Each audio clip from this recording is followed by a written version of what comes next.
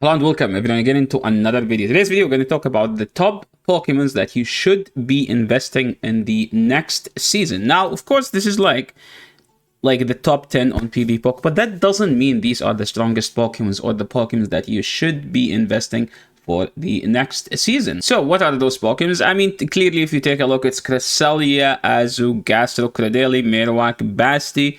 We see Celio in the top 10. We see Celio also on the another one. One is Shadow, one is non-Shadow, and everything is looking the same. So what are those differences? Welcome in everyone. My name is Yasser Alid, and I do lots of PvP type of videos. And today's video, we're going to talk about the top Pokemons that you should be investing for the next season. Now, the first one is going to be Doublade or whatever. Or Doublade. I'm not sure how to pronounce this Pokemon's name, but this Pokemon is going to be huge in next season. Why? So they gave it this season, with the update, they gave it Shadow Claw and Sacred Sword, making it like one of the best coverage in the entire game. Sacred Sword is one of the best charge moves. It has Shadow Claw, one of the best, if not the best already, fast move in the entire game, with Gyro Ball as a good coverage move. Now, it beats things like Basti and Cradily, and Caesar and Wiggly and Azu, and those 5 Pokemons are the most dominant Pokemons, and will be the most dominant Pokemons in the next season's meta. So that's why it's going to be the best, and it should be the Pokemon that you should be investing for next season. And it's actually the biggest winner of next season's update. So think of this Pokemon as a Steel Ghost type with Shadow Claw, Shadow Ball, a move that is, the Sacred Sword, like best coverage to hit the dark type. Now, of course, it loses to something like Corviknight because Corviknight has the payback and it's a ghost type, so it's going to be like a hard hitting super effective. Gastro is a nightmare for the steel type Pokemons, and there is Corsola because Corsola has a charge move that does super effective damage with Nightshade, while Doublade technically struggles to dish out charge move damage that is ghost type.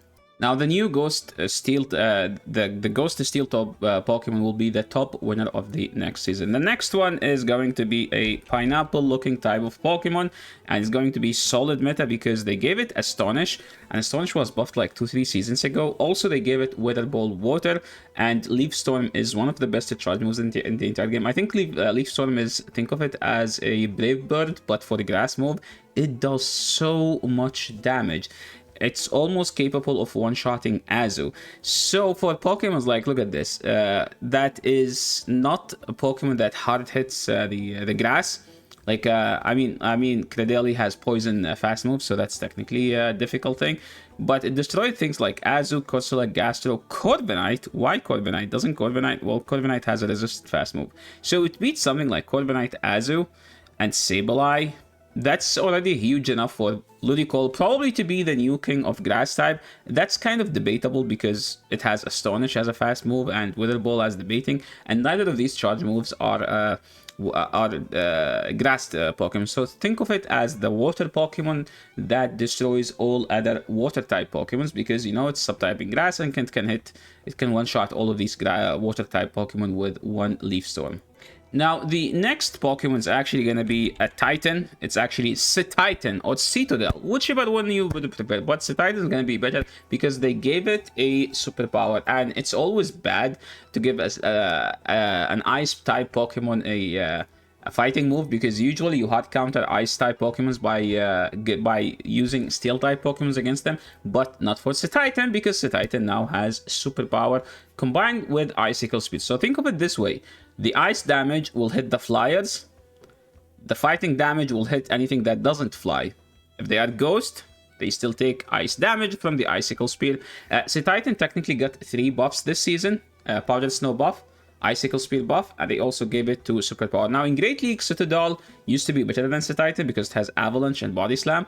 But now with the Superpower coverage and Icicle Speed being buffed, it's going to be slightly better because Icicle Speed is better. It's cheaper than Avalanche. But that's not the only buffed Ice-type Pokemon. Now, if you guys remember my prime days, not like that I'm rusty now. No, my prime days used to be Trevenant, Walrein core, and they buffed Walrein this season. Next season, they gave it 2 huge buffs, a buff to Powder Snow and a buff to Icicle Spear. And Walrein is actually going to be scary again. And yes, you do need Shadow if you are trying to do some good damage with the combination of Powder Snow and Icicle Speed. Now, if you're one of those people who played the Walrein meta, you don't need to do anything because you should have one. But yeah, other than that, I think it's going to be huge. But the Pokemon that is actually going to be the strongest Ice type is actually going to be Alolan Ninetales. Shadow or non-Shadow, I don't care. But today I was watching the EU regional, and Mr. Inadequance won a regional like literally by leading A9 3 times. And his Ninetale was capable of winning because he had it on things like Ferret as an example and Kanto Marowak, and Ninetales destroys Ferret because you resist the Sucker Punch. So imagine Ninetale being so good at a tournament. Well, it's because of its inadequacy, right? And then double buffing that Pokemon. So how strong will it be? So the thing about Ninetale, it will be meta next season in play Pokemon, the tournaments. Now in PvP, people might prefer Cetitan, because technically the coverage move is cheaper. By the way, it has Psyshock, I think. I remember it has Psyshock. Yeah, it has Psyshock, Wither Ball, no Icicle Speed, right? Ice Beam, Frustration, Return, Suck, Feint Attack, Charm. You don't run Charm. I don't think you run Charm. I think you still prefer Powder Snow, because Powder Snow is a move that is actually buffed.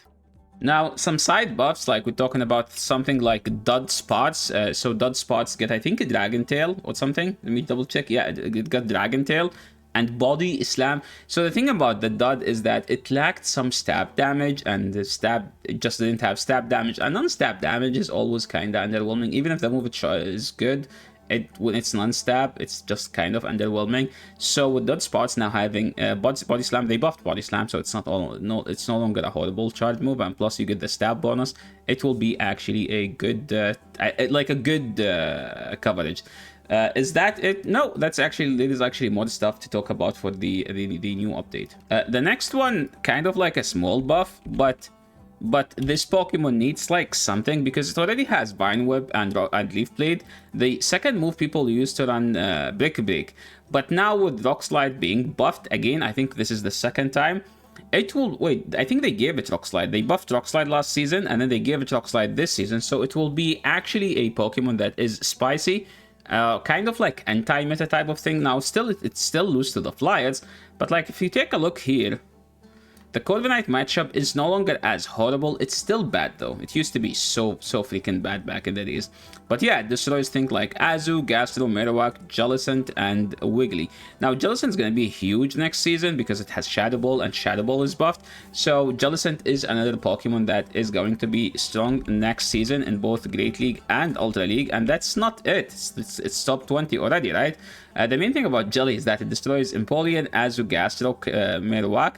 Cradily matchup is not as horrible, because now with the Shadow Ball being 50, you can get to a Shadow Ball and a Surf before Cradily gets to 2 charge move, which make it actually like quite balanced now into a matchup that now you actually beat Cradily, which is actually insane. One of my favorite ones is actually gonna be the Drifloon, Drifblim, because this is wrong, by the way. You don't run Hex, you run Astonish always. Shadow Ball is going to be buffed next season, which means it's going to be like 50 energy instead of 55, which means you can have 2 charge moves. You can bank 2 charge moves. So you can, like, have a better and faster way into using your Nuke charge move. Now, another Pokemon that's worth mentioning is actually Tentacruel. Now, Tentacruel next season will have payback. Tenta has always lacked a second charge move. So usually people on Tenta, they run Acid Spray, and Scald, because Blizzard just takes forever. And if you build up to Blizzard, people will always shield it. So they gave it Payback, which is kind of cheaper. Also hit the Giratina, which is the worst nightmare to Tentacruel. Super effective. So now you can nuke the Giratina with Payback. Is that all of them? Well, technically there is like more Pokemons that like get buffs. Like as an example, we have Lucario. It's gonna learn Meteor Mash. Meteor Mash is also getting a buff. but those Pokemons are like kind of like slight push in the meta, and they are already like kind of, they lack the PvP capability because they lack the stats. So try to keep it as short. So invest in these Pokemons and make sure to have fun within the next season, because there is no elo, so don't stress out about climbing, because you're gonna climb by default. Thanks so much for watching, and I hope you guys enjoyed this video. If you like the content, make sure to leave a like. If you're new to the channel, make sure to subscribe, and I'll catch you all in the next video. Peace.